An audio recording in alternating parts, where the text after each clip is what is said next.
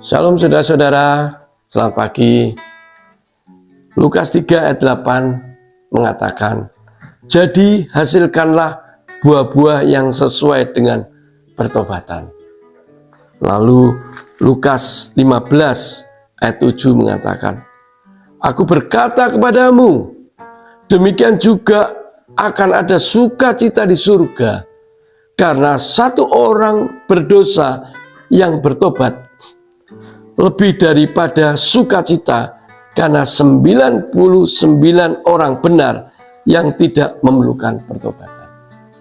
Saudara, dua ayat ini Lukas 3 ayat 8 dan 15 ayat 7 mengajarkan kepada kita satu kata, metanoia, artinya pertobatan. Pertobatan itu adalah perubahan dari kehidupan yang lama menjadi kehidupan yang baru. Pertobatan itu artinya tadi tidak mengenal Kristus, sekarang mengenal Yesus baik juru selamat.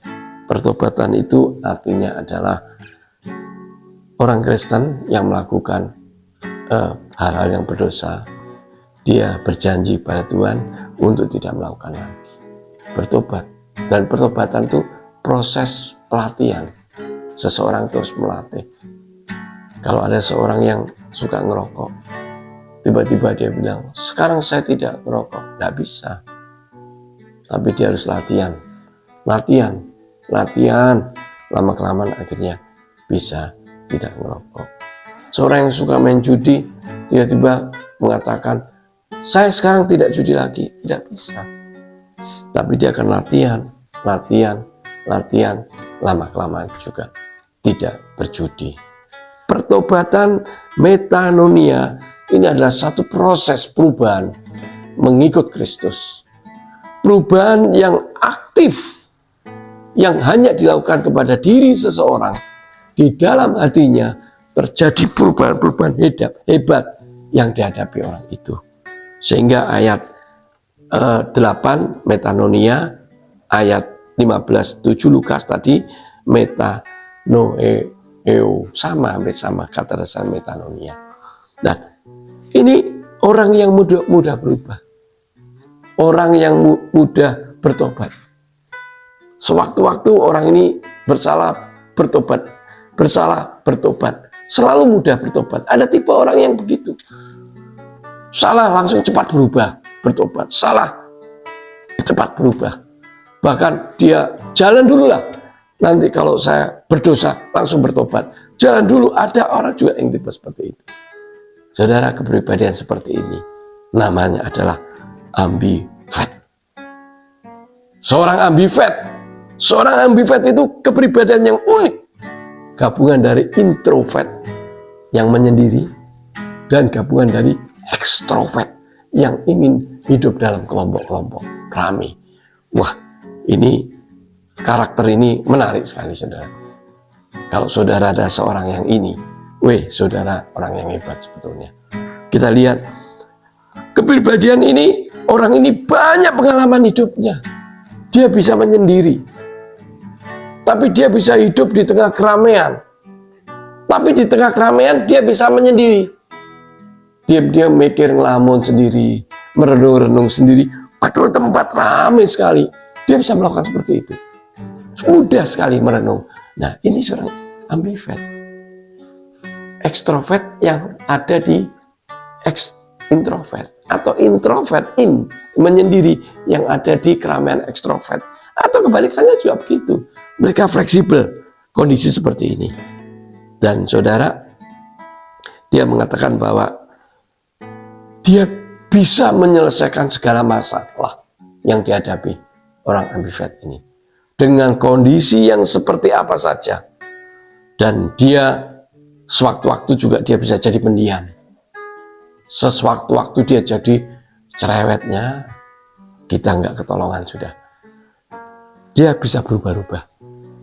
Karena seorang ambivert itu tergantung kepada lawan bicaranya. Kalau lawan bicaranya itu adalah sesuai dengan keinginan dia akan bicara berjam-jam bisa. Tapi kalau lawan bicaranya tidak sesuai, dia akan jadi pendiam sekali. Memang karakter ini unik sekali. Dan ada di sekitar kita. Dan mungkin saya dan saudara seperti itu. Nah, kalau kita seperti ini, saudara, dikatakan seorang ambivert itu hebatnya komunikasinya baik.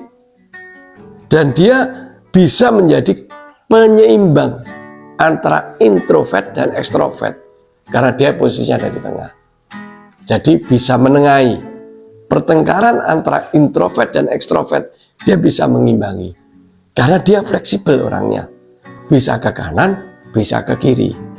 Orang bilang, Pak, ambivert nggak punya pendirian ya. Ya memang begitu. Pak, ambivert itu mudah dipengaruhi ya. Ya memang begitu Bapak Ibu. Jadi inilah gambaran ambivert. Kalau engkau seorang ambivert, maka bahaya kalau engkau dipengaruhi oleh lingkungan yang tidak baik. Kalau engkau seorang ambivert, engkau karena tidak punya pendirian, engkau akan menakutkan bagi lingkungan. Kadang-kadang orang bilang gini, kamu kok pribadinya ganda ya? Ya memang pribadi ganda. Introvert dan ekstrovert. Memang ganda. Jadi dia bisa kanan, bisa ke kiri. Bahkan bisa jalan dua-dua. Nah, ini kan agak menakutkan juga. Tapi ada hidup di antara kita. Ya mungkin saya dan saudara lah mengalami ini. Tidak sadar sebetulnya kita adalah seorang ambivert. Karena itu saudara, kalau kita dipengaruhi oleh lingkungan yang tidak baik, kita hancur. Marilah seorang ambivert kembalilah ke gereja.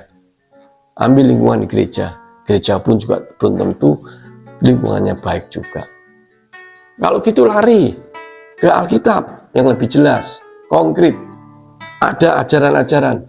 Seorang ambivert, kalau dia adalah pembaca Alkitab dan dia menerapkan firman Tuhan di dalam hidupnya, dia akan menjadi orang hebat.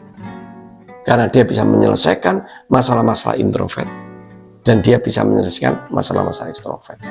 Tapi dia harus punya pegangan yang kuat, adalah Alkitab. Tanpa Alkitab, dia akan menjadi orang yang menghancurkan atau sia-sia. Tapi begitu dia pegang Alkitab, dia menerapkan Alkitab ini dalam kehidupan sehari-hari, dia orang yang tangguh.